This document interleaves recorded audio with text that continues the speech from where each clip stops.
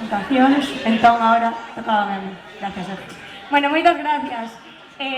O tema que ven a continuación fala dun soño. Carballo Calero fixo un soño de lobos, o que nós quixemos ampliar, convertilo nun soño de lobas, gracias a xente que participa con nos nos concertos, como a vos, pode convertirse nun soño compartido. Así que, en canto Inés se prepare, vamos a preparar unha cousiña, que hai que acompañarnos ao final. Dale, dale. Nada, que no.